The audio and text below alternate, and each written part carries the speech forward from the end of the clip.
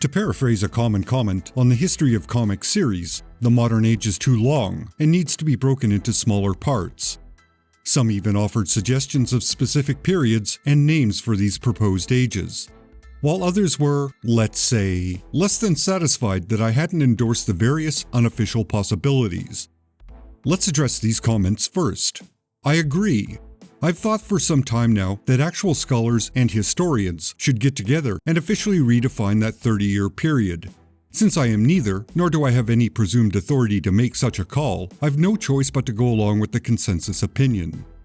But let's pretend I'm the president of comics, and these historians, scholars, and learned people of comic book lore are soliciting my advice. Naturally, after they subscribed to this channel and joined my Patreon in an obvious but appreciated attempt to stroke my ego and show support for my humble video efforts, this would be my opinion. It needs to be reiterated, this is my opinion. Your opinion may differ, and in case no one ever told you, that's okay. Reasonable people can disagree with one another without becoming mortal enemies. In fact, I would encourage you to agree or disagree in the comments section below.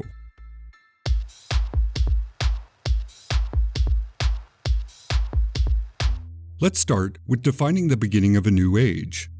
A good possibility is the first issue of Teenage Mutant Ninja Turtles in 1984.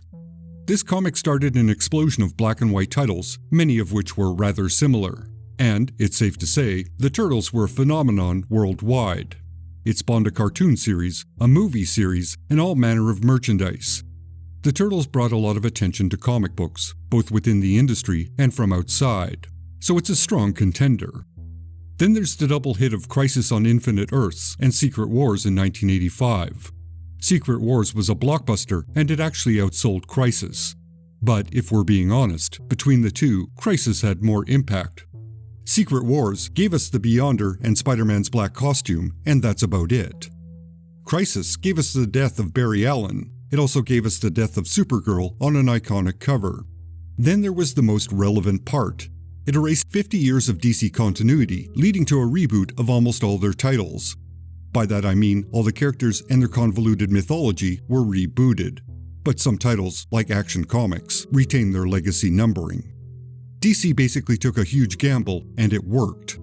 For significance, it's a rather pivotal moment. So while the Turtles definitely had an impact, its actual pop culture influence comes a bit later. It doesn't become a widespread cultural hit until the cartoon series starts in 1987. The effect of Crisis was more immediate. Possibly the most compelling reason for this series defining the beginning of the age is there's a sense of symmetry. Barry Allen's first appearance began the Silver Age. It's fitting that his demise begin a new age of comics. Sure, it's a sentimental reason, and yes, it does conform to the pre-existing consensus opinion. But it works, in my opinion. There's no reason to deviate just to be different. So 1985 is the beginning of this new age. Now, what should it be called? Many suggest the Dark Age, but I'm reserving that term for later. Let's stick with the metal naming convention and call this the Copper Age. I think that's also applicable because it further demarcates a time when the history of comics began to change. From this point forward, the medium starts growing up, so to speak, and it received widespread acceptance. In other words, this is the final era where comics were considered strictly juvenile material, which is a distinction that applies to all prior ages.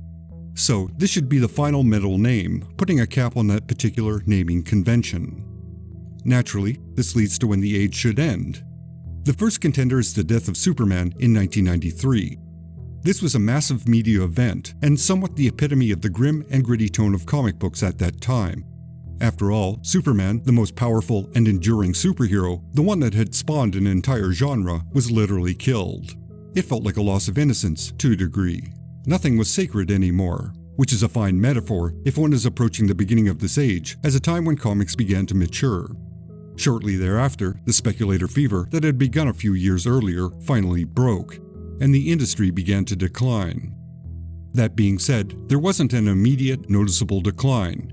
Image Comics, for example, did very well during this time and most of the following year.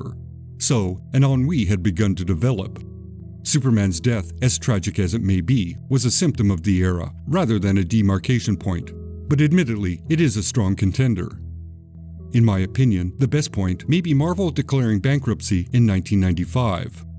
During this 10-year period, from 1985 to 1995, comic books exploded in sales and profile.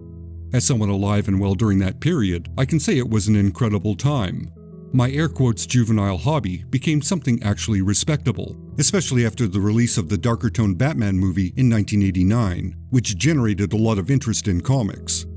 The point being, not only did mainstream comics grow up and become respected, it was also accepted as a valid form of entertainment, and most importantly, as an art form. As the saying goes, all good things must end. Which brings us back to Marvel. Marvel had the largest market share, and it was prolific. I might even characterize it as the most aggressive publisher.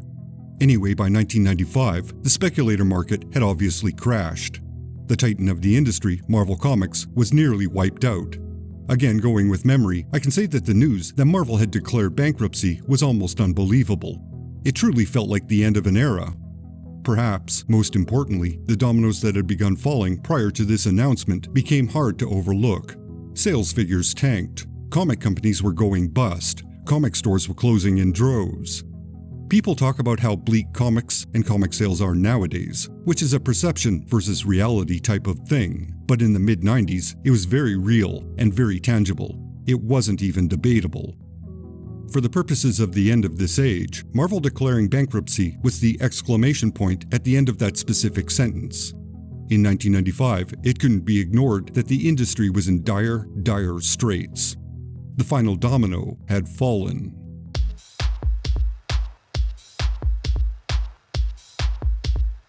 Conveniently, that brings us to the next stage, the Dark Age, given that name because it was a dark period for comic books. But also, grim and gritty mainstream comics were still flourishing and trying to be all adult and stuff. Mostly, it's because this was the first time since the late 70s that comic sales were dismal. This was compounded by the fact that they didn't decline over a number of years as one audience matured and another took over. There wasn't a slow, predictable attrition. Sales plummeted in the space of roughly a year and then continued to decrease as more and more people became disenfranchised with the medium. It was a very low period for the industry. Not a lot needs to be said for this period other than times were tough all over. At best, one could say this was a transitional period. It's also one of desperation. Both Marvel and DC were willing to do anything, even joining together for a publishing venture, to generate interest in comics. Pretty much every comic company struggled. Valiant went out of business. The Ultraverse, which had been bought by Marvel in 1994, imploded and disappeared. Image kicked out one of their founders, and another sold their studio to DC. They were forced to diversify and allow a variety of creators into their publishing venture just to maintain their presence. In fact, Bone and Strangers in Paradise, two successful independent titles, joined Image in order to have a buffer against the highly unpredictable nature of the market. The examples go on and on. It was a rather bleak period.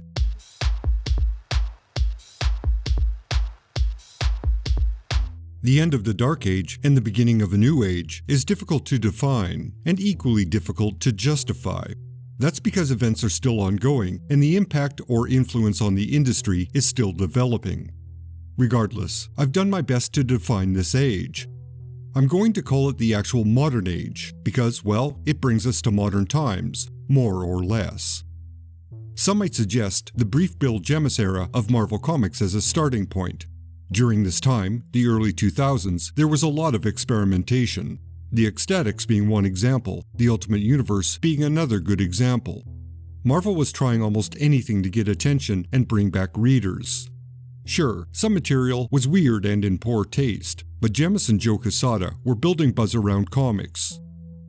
However, I would characterize this period as an influential time of stabilization and growth. This experimentation led to the pivotal defining feature of this new age, event comics. The actual starting point is being chosen for a sense of symmetry. I would begin the modern age with Infinite Crisis, the 2005 sequel to Crisis on Infinite Earths. The reasoning being, it's around this time that events became a tentpole feature for the big two. Marvel and DC pumped a lot of time and resources into creating miniseries that gave them a massive sales bump. For better or for worse, this tactic worked, so they kept repeating it as frequently as possible. and this led to convoluted storylines, continuity being messed with, retcons like crazy, and continual reboots. DC was possibly the worst in this respect. Beginning with Infinite Crisis, and for most of the next decade, they would mess with continuity and the multiverse, attempting to find a sweet spot where they attracted newer, younger fans, while simultaneously retaining their older legacy audience. It was a mess. And well, I'm sure there's many listening to this right now who, like myself, got to witness this dumpster fire erupt in real time. In essence, the beginning of the modern age was a new age of event comics for both Marvel and DC. With all the events and their reboots, renumbering, and general attempts at attracting new readers, both Marvel and DC have done the opposite. They've made their publishing output confusing and off-putting. Finding an entry point into a title is difficult, which has become a huge, unreasonable barrier for new readers. I mean, I'm a veteran reader, and even I have to sit down and do research to determine the continuity of the Avengers after 2005.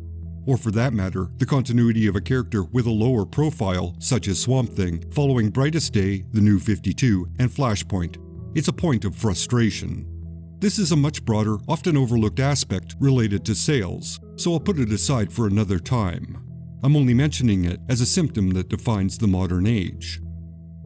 Cynically, some comic books started reading like intellectual properties rather than characters. That is, a comic book was the base product, which became the foundation for other related merchandise. Part of the reason for this change may be due to the fact that movies based on superheroes were becoming a phenomenon.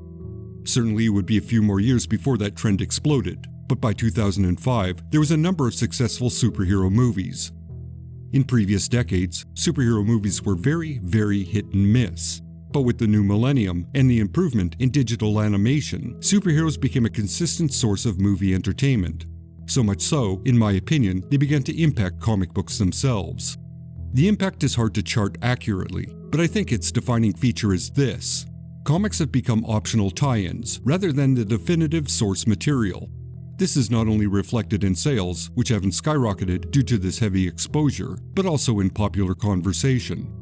It seems to me, very generally, that those that discuss superheroes, especially the more high-profile ones, discuss them as movie or TV properties and have a passing Wikipedia level of knowledge about the actual comic book characters.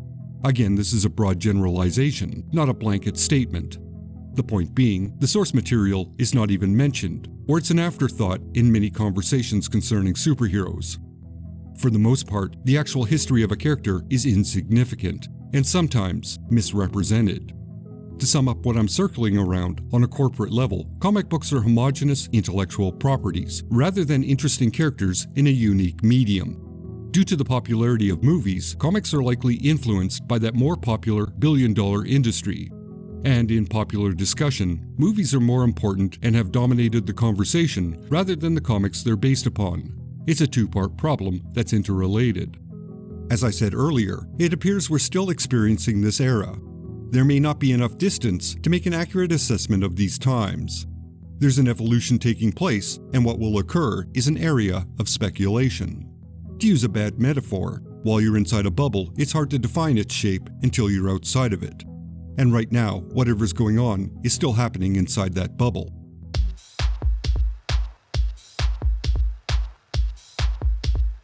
If I was asked, that's how I'd break down this excessively long modern age. However, I'm curious how others would break it all down. I mean, I've probably overlooked something or forgot other significant developments that should be included. I don't know. Maybe, probably. I'm sure there'll be some interesting responses in the comments. On a personal level, I got pretty sick about halfway through making this video. So if my voice sounds a bit off or inconsistent in places, especially during the modern age, that's why. And I edited the script to the basics just to get it done. In fact, I almost cut the final bit about movies and popular conversation. But I thought that was too significant to leave out, even if it is a somewhat basic observation. I did my best under the circumstances, but the results may not be what I prefer. All that's left to say is thank you for watching, or listening, whatever the case may be. Thanks to all my fine supporters on Patreon and on YouTube. If you have the ways and means, please help out. I'm about a third of the way to my overall goal of being able to do this full time, so any and all support is greatly appreciated. Extra special thanks to Edward Clayton Andrews, Corey Drew, Alexa Zernish, Brian Deaton, Marc-Antoine Martinetti, Johnny Lim, Steve White, Taylor Dahl, Zach Kleinfelter, and Matt Marino. You are all justified and ancient.